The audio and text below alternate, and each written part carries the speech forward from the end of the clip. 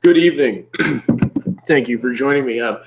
Following my comparison of the two Osriel comics in my last video, I thought I'd do something kind of similar, but offer a little bit more insight into how I look at art as a reference to what I was kind of guiding towards in the Osriel comparison. So randomly, I kind of went through my recent dollar bin acquisitions and came across this XMen WildCATS, the Dark Age issue. This particular issue was released in May of 1998 and was a collaboration between Image Comics and Marvel Comics, the Jim Lee's WildCATS team, and the current, at the time, the X-Men team. The story was written by Warren Ellis, pencils by Matt Broom, inks Sean Parsons, colors were done by Wendy Fouts and the Wildstorm FX team, letters Richard Starkings, and comic drafts Dave Lemfier. The editor on this book was Scott Dumbier, and Bob Harras was the consulting editor. It's just to give you a brief overview of the story, because I'm not really going to be spending much time on it. It's New York, set in New York, 2019, ironically. And it's a merging, obviously, of the Wildcat storyline and X-Men. So the Demonettes have arrived on Earth and going crazy upon realizing that their planet was destroyed within the context of the Wildstorm universe. They merged with Sentinel tech and are kind of insane cyborgs now. Most all of the Marvel Universe and Wildcat Universe heroes are either dead or enslaved. There's a small resistance army that's trying to fight a massively losing battle. The story, as you know, the end of the story, I'll reveal at the end, just in case there is anybody that's actually interested in reading this and they don't want to be spoiled, but still want to see some of the art. So, without further ado, let's jump right in. This is the first page. It's given some exposition. There's a few things I wanted to talk about with regards to this book, and it's that slip sliding away effect. And it was kind of surprising to see it this early in 1998, and it's already starting to occur, because I don't really remember it having much of a presence in books prior to like 95, but here we are in 98 and it's already happening. And that's the quality of art deteriorating as you're moving through the book. So you'll have an amazing cover, you'll have an amazing splash or half page right in the front, and then as you work your way through the book, you're visibly can see a degradation in quality. And I call it the slip sliding effect, because it's the laziness. It's not going to be laziness. Laziness is probably the wrong word. But what it is it's just a rush sense or something where there's not as much attention and passion and care. It's pushed into the back half of the book that's on the front half. And you can clearly see it here. If we go in and zoom in on this gentleman here in the center of the frame, if you look at just his jacket, his face, that tail that's wrapped around him, the background with the moon, there's just an exceptional amount of detail that's poured into this image, and it jumps right out at the page. It's super stark. The colors here are brilliant with that dark space background, the moon reflecting out, and then the real soft earthen tones of his jacket and his skin, and this kind of what's going on around it. Also, you see a lot of curvature. They're really playing really well with the curves here, with the multiple arcs that are going on around the panel to, again, accentuate that moon arcing, that focal point. Really well done. Here we have almost a contrast, where as before we did the arcs to draw attention, here we do like a grid pattern. But again, I want to point out some of the detail work that's here.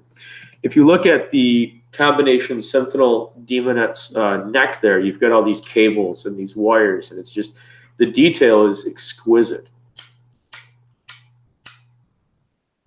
The amount of effort that went into doing that line work is impressive. Further down into his arm, you'll see again at the elbow joint more of that fine detail work. At various points down, like around his hand in the lower left-hand corner, and then up underneath his shoulder, you see it again. It's very, very well done. And then the next thing that we see, if you're paying attention to it, is the way that they've blocked this out. And they've blocked this out using that grid pattern. And so instead of, they're fracturing the image. And it really gives this cool, I would call it almost like a 1920s, 1930s German surrealist cut photo image, where you've got the torso going down into the calves on the feet. And then next to that is this real narrow shot of the head that flows up into that skull head of the demonette right above it. Moving on in, we continue to see this level of detail early on in the book. We've got, again, this really intricate line work on the cabling and the servos and all the mechanics that are put into these demonette creatures and their constructs and the cybernetic enhancements that they have done due to the Sentinel technology. And then we also see this, and this is something that is spread very thinly throughout the book, but it's very well done. And it's just this light sense of cross-hatching that's done to signify netting, or even in the case of his leg there inside the oval, you get this really nice curved for the striped pants. And again, you see the little metal details around the cybernetic enhancements. Just really, really great attention to detail. Stuff like this is really appreciated by the readers. This is the kind of stuff that jumps out at the page. When guys today are talking about, man, I want that 90s style back, this is what they're talking about. It's that the artist here is pouring his effort into making this just snap and make it looks great. And again, you see it again on the contrasting page, and this is a really interesting choice as well, because you've got this silhouette of these two grayscale figures in the back that contrast with the tan background, the yellow and the green, which gives you just this real nice essence to the image. Additionally, down below, you see like the bubbles almost of the torso as it floats, the real nice clean green lines down below it. And again, we've got just this great frame of an image that can stand on its own, but when put with the other side of that page, just flows beautifully. And it's really exceptionally well done. I mean, this is top-notch art that we've seen so far. It's high 8.5 to 9 out of 10. It's just exceptional. And now we're going to start in on the decline a little bit. Now, you see, this is around 7 to 8 pages in, I believe, and we've got Wolverine and Grifter from Wolverine, obviously, of the X-Men, Grifter of the WildCATS, and they're part of the Resistance Army, and they're walking into Manhattan on a secret special op mission. But just we look at the detail here. Prior to this, we saw just an exceptional amount of detail that was put into the surrounding images. And here we have a pile of junk. There's a cross from the top of a church, I'm assuming. It's kind of shifted at an angle, very ominous, possible metaphorical imagery.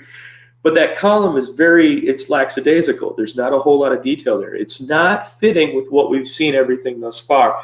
And thus we begin that slide down, because all we're going to see from here on out is the level of detail that was put into those first few pages that you saw in that initial cover without the title block on my opening page. It's just going to slowly be pulled away. And we can talk about at the end about maybe a reason for that. But you also see it here on Wolverine's hair. We've got exceptional detail work on his hair itself. It's that classic Wolverine look from this era. But as you go down into the face, it's kind of a little bit of a shadowed mess. You've got nice detail on the tattoo. We've also gone a little heavy with the inks on the shadows of his muscular form, which is kind of fine because it's that 90s style and we're going to amp everything up to 11. But it doesn't seem to fit with what you're seeing on Grifter here. And what you're seeing on Grifter is just this beautiful shadowed folds in his pants. You're seeing it on his arm. It looks really nice. Contrast that with a few pages later, and we get this great scene. It's just, I love this with the flag being held. And you've got, again, that really nice technical detail, but it's not nearly to the level that we saw earlier. The deeper we move into the book, the more that detail just slowly seems to slip away. We also get these really nice, this was a nice touch. I like it when artists do this. You've got a very dull background. It's very neutral.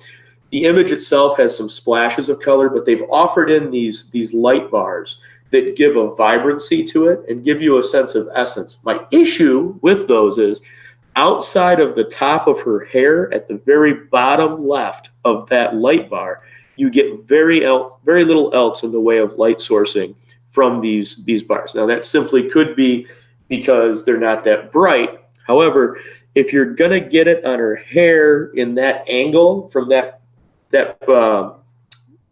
perspective, then in the bottom center of the image, that should also be present around his lower leg and the ground, and unfortunately it is not. So it's just little things like that that kind of jump out at me. Now we're further into the book, and this is, the degradation really begins to start here. Now this is obviously a classic 90s image. I don't think anybody will be able to doubt what I'm referencing. But the number one thing that stands out here is in all of the detail that we've seen thus far, we have not seen any faces that are anywhere near as plain as these. This is just about as basic as you can possibly get and still get away with having it fit the context of this book. It's disappointing. It's not consistent.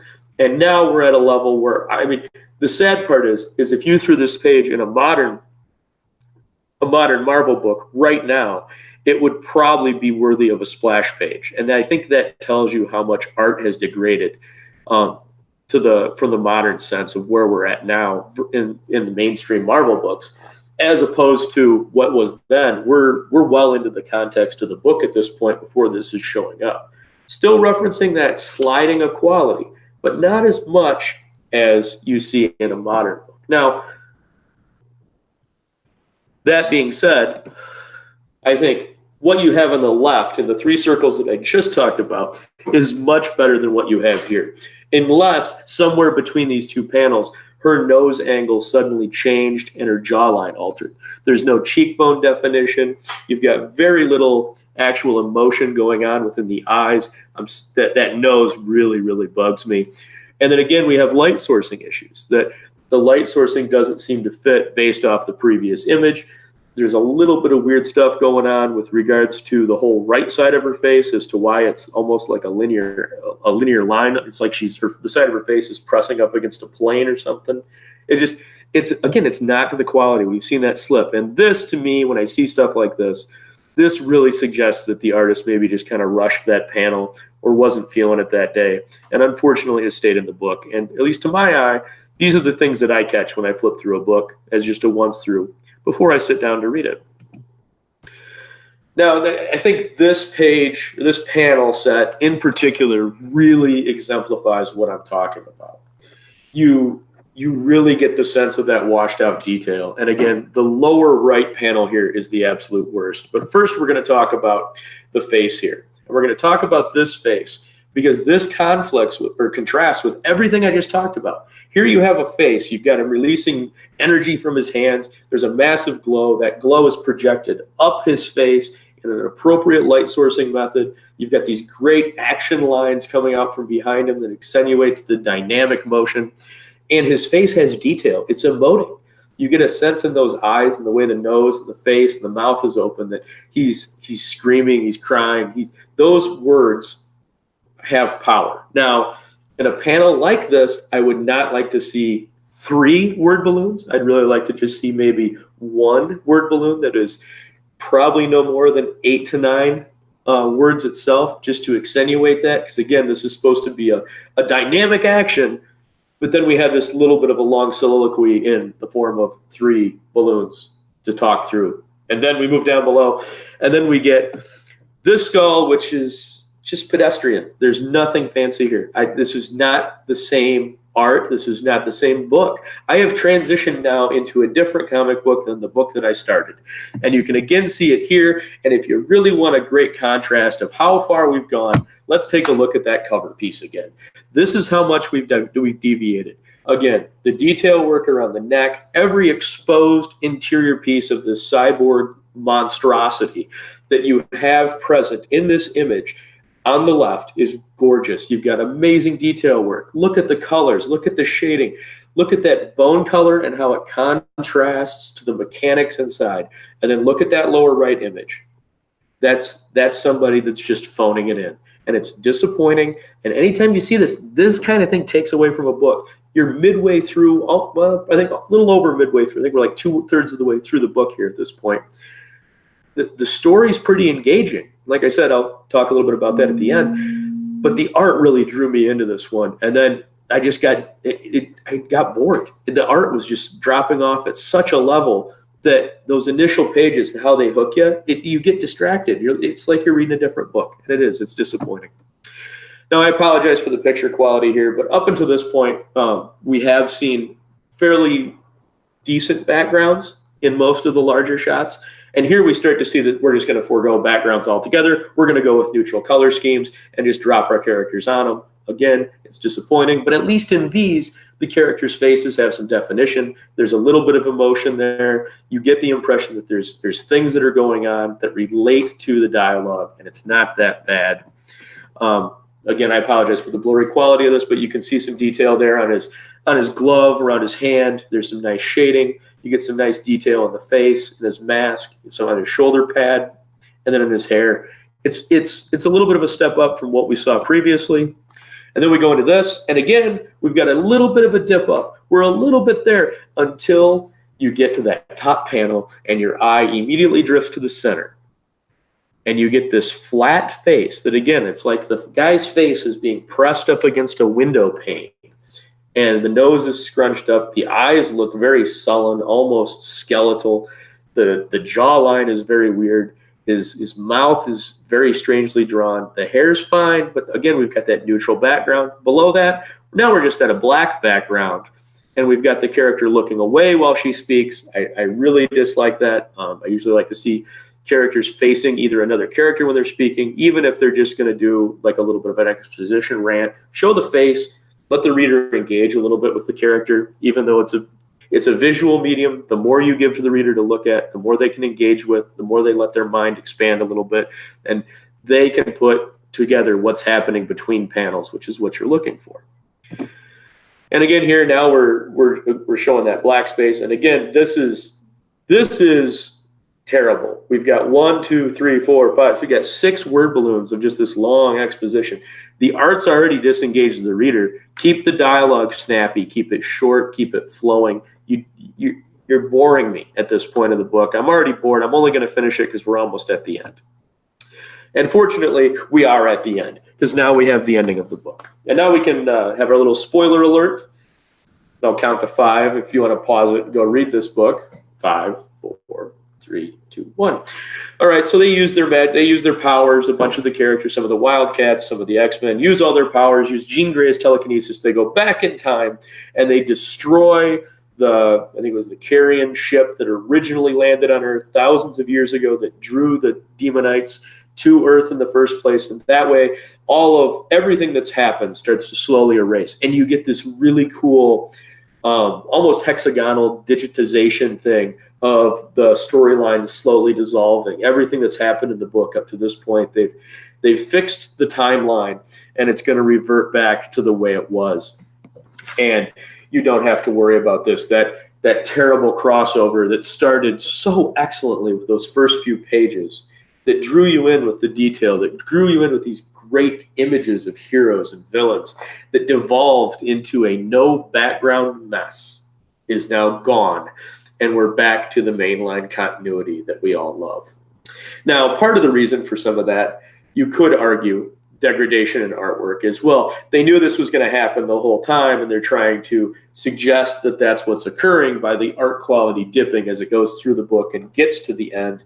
I think reaches like that are going well out of your way to justify it. There's no reason for that, especially when you look at the top left-hand image here of the Carrion spaceship exploding.